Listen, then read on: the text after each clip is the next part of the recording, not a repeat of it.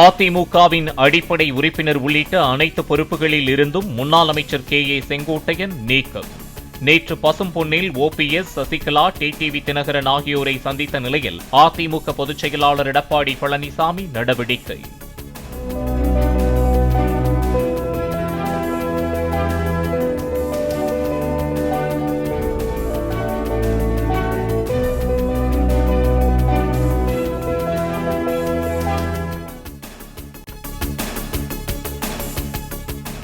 அதிமுகவில் இருந்து நீக்கப்பட்டவர்களை தொடர்பு கொள்ளக்கூடாது என தெரிந்திருந்தும் கட்சி கட்டுப்பாட்டை மீறி செங்கோட்டையன் செயல்பட்டதாக இபிஎஸ் அறிக்கை.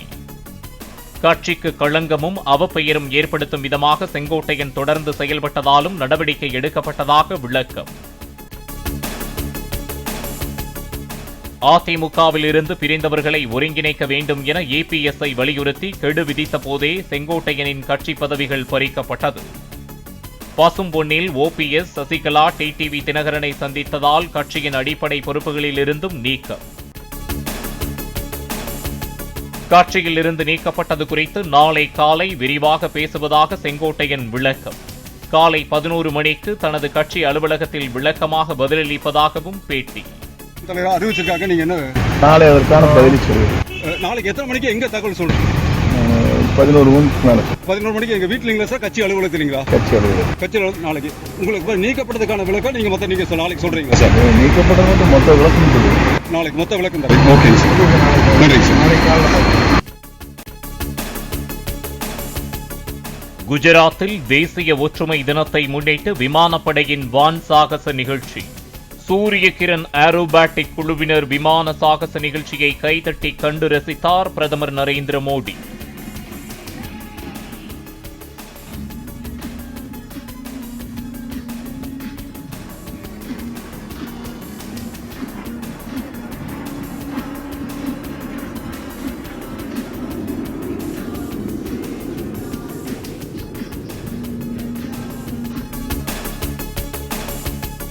குஜராத்தில் நர்மதை நதிக்கரையில் உள்ள சர்தார் பட்டேலின் சிலைக்கு மலர்கள் தூவி பிரதமர் மோடி மரியாதை. ஒற்றுமை தின கொண்டாட்டத்தை முன்னிட்டு 597 அடி உயர சிலை மீது ஹெலிகாப்டர்கள் மூலம் தூவப்பட்ட பூக்கள்.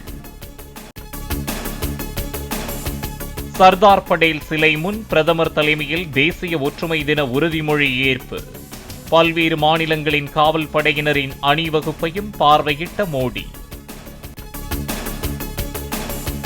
சுதந்திர இந்தியாவில் வந்தே மாதரம் பாடலின் ஒரு பகுதியை காங்கிரஸ் அரசு நீக்கிவிட்டதாக பிரதமர் குற்றச்சாட்டு.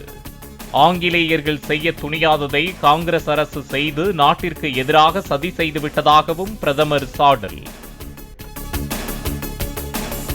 சர்தார் வல்லபாய் பட்டேலின் 150வது பிறந்த நாளையொட்டி குஜராத்தில் ஒற்றுமை தின அணிவகுப்பு. புதுச்சேரி அரசின் அலங்கார ஊர்தி வந்தபோது ஒலித்தது மகாகவி பாரதியின் தமிழ் பாடல். இந்தியாவின் இரும்பு மனிதர் சர்தார் வல்லபாய் பட்டேலின் 150வது பிறந்த நாள் விழா. சென்னை கிண்டியில் உருவப்படத்திற்கு ஆளுநர் RN ரவி மலர் தூவி மரியாதை. தெருநாய்களை கட்டுப்படுத்தும் வழிகாட்டுதல் நெறிமுறை வழக்கில் தமிழக தலைமை செயலாளர்கள் நேரில் ஆஜராகியே தீர வேண்டும்.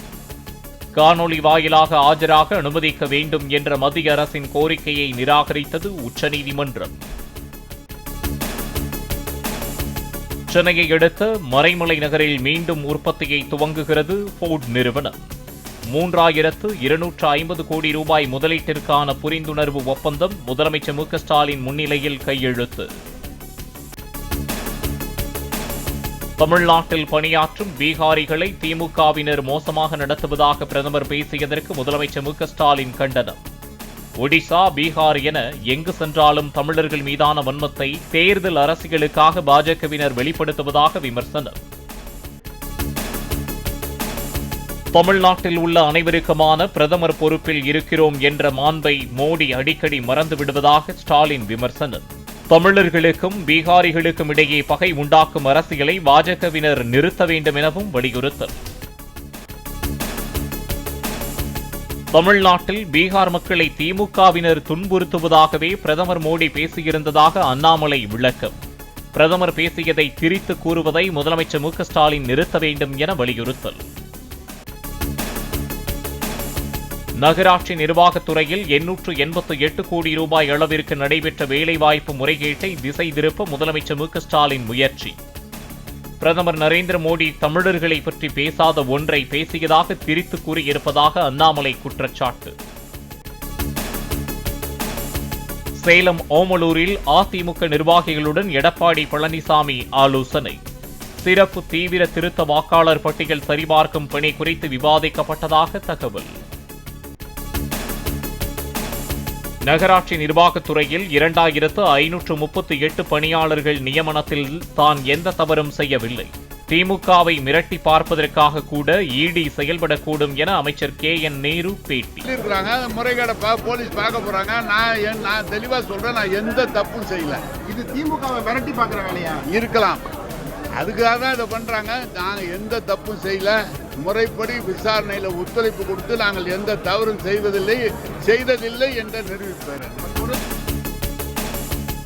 நகராட்சி நிர்வாகத்துறை பணி நியமனங்களில் 888 கோடி ரூபாய் ஊழல் என இடி கடிதம் எழுதியும் காவல்துறை எவ்வித நடவடிக்கையும் எடுக்கவில்லை. 2 லட்சம் பேர் எழுதிய தேர்வில் முறைகேடுகள் நடைபெற்றுள்ளதாகவும் அண்ணாமலை குற்றச்சாட்டு. பசும்பொன்னில் டிடிவி, ஓபிஎஸ், செங்கோட்டையன் சந்தித்ததற்கும் தனக்கும் எந்தவித தொடர்பும் இல்லை என அண்ணாமலை விளக்கம். தேவையின்றி அதிமுகவினர் தனது பெயரை இழுப்பது சரியல்ல, பொறுமைக்கும் எல்லை உண்டு என்றும் காட்டம். நான் தான் 3 பேர்த்த சேர்த்துனா அது ஒரு 4 பேர் எழுதுவான்.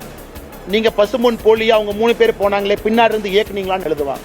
அதனால் என்னுடைய பொறுமைக்கும் ஒரு எல்லை தான். ஏன்னா நான் பேச ஆரம்பிச்சேன்னா பல விஷயங்கள் பேசிடுவேன். தற்போதும் கூட திமுகவினர் தன்னை விமர்சித்துக் கொண்டுதான் இருப்பதாக அண்ணாமலை சாடல். அமித்ஷா கூறியதால் தான் பொறுமையாகவும் அமைதியாகவும் இருப்பதாக தகவல். இன்னைக்கு நான் அதிமுகவை பத்தி பேசாம இருக்கேன். ஆனா அதிமுக இருக்கக்கூடிய எத்தனையோ தலைவர்கள் இன்னைக்கு என்னை திட்டிட்டு தான் இருக்காங்க. ஆனாலும் அமித்ஷாஜி அவர்கள் நான் கொடுத்த வார்த்தைக்காக கட்டுப்பட்டு நிற்கிறேன். திரும்ப எனக்கு பேசுறதுக்கு எவ்வளவு நேரம் ஆகும்? 2 நிமிஷம் போதுமே. நான் கொடுத்த வார்த்தைக்காக அமைதியாக இருக்கின்றேன். ஒரு வார்த்தையை கொடுத்திருக்கேன், அதுக்காக அமைதியா இருக்கணும். ஆனால் என்னை பொறுத்தவரை எல்லோருக்குமே ஒரு லட்சுமண் ரேகா இருக்கு, எல்லோருக்குமே ஒரு எல்லை இருக்கு. அந்த எல்லையை கடக்கக்கூடாது என்று இருக்கின்றேன். காலம் வரும்போது நான் பேசுறேன். K A. Sengottaiyan, OPS, TTV Dhinakaran ஆகியோர் சேர்ந்திருப்பது அதிமுகவிற்கு எந்த பாதிப்பையும் ஏற்படுத்தாது. நேற்றைய அவர்களின் சந்திப்பு ஒரு நாள் பரபரப்பு மட்டுமே என அதிமுக முன்னாள் அமைச்சர் ஆர்.பி. உதயகுமார் பேட்டி. அது எங்க எதிர்கட்சி தலைவர் தெளிவா பதில் சொல்லிட்டாரு. 1 நாள் 2 நாள் பரபரப்பு. அது நீங்க அதை கூடுதல் பரபரப்பு பண்ணாம இருந்தா எல்லாம் சரியாயிடும். சென்னை எண்ணூர் கடற்கரையில் கல்லூரி மாணவி உட்பட பெண்கள் 4 பேரின் சடலங்கள் ஒரே நேரத்தில் கரை ஒதுங்கியதால் பரபரப்பு. அலையில் சிக்கிய ஒருவரும் காப்பாற்ற முயன்ற 3 பேரும் நீரில் மூழ்கி உயிரிழந்ததாக தகவல். கரூரில் விஜய் பிரச்சார கூட்டத்தில் நெரிசல் ஏற்பட்டு 41 பேர் பலியான வேலுச்சாமிபுரத்தில் சிபிஐ அதிகாரிகள் நேரில் ஆய்வு. உள்ளூர் போலீசாரை சம்பவ இடத்திற்கு வரவழைத்து விசாரணை. கரூரில் விஜய் பிரச்சாரத்தில் கூட்ட நெரிசல் ஏற்பட்டு 41 பேர் பலியான வழக்கின் விசாரணையை தீவிரப்படுத்தும் சிபிஐ. சம்மன் அனுப்பப்பட்ட வேலுச்சாமிபுரம் மக்கள் மற்றும் கடைக்காரர்கள் நேரில் ஆஜர். மணல் குவாரி முறைகேடு தொடர்பாக வழக்கு பதிய டிஜிபிக்கு உத்தரவிடுமாறு அமலாக்கத்துறை மனு தாக்கல் செய்ய சட்டத்தில் இடம் உள்ளது என அமலாக்கத்துறை வாதம். தகவல்களை அனுப்பி வழக்கை பதியுமாறு அமலாக்கத்துறை சொல்வதை ஏற்க காவல்துறை போஸ்ட் மாஸ்டர் அல்ல என தமிழக அரசு பதில். தெருக்களில் குப்பையை வீசுபவர்கள் வீட்டின் முன் குப்பை குவியல் கொட்டப்படும் என பெங்களூரு மாநகர ஆணையம் எச்சரிக்கை. சாலைகளில் குப்பை வீசுபவர்கள் ரகசியமாக படம் பிடிக்கப்பட்டு 2000 ரூபாய் வரை அபராதம் விதிக்கப்படும் எனவும் அறிவிப்பு. தமிழ்நாட்டில் நவம்பர் மாதத்தில் வடகிழக்கு பருவமழை இயல்பை விட குறைவாக பதிவாக வாய்ப்பு உள்ளதாக இந்திய வானிலை மையம் தகவல். வெப்பநிலை இயல்பை விட அதிகம் பதிவாகக்கூடும் என்றும் கணிப்பு. பிளே ஸ்டோர் மற்றும் ஆப் ஸ்டோரில் இருந்து பாலிமர் செயலியை QR கோடு மூலம் பதிவிறக்கம் செய்யுங்கள். செய்திகளை உடனுக்குடன் பெறுங்கள்.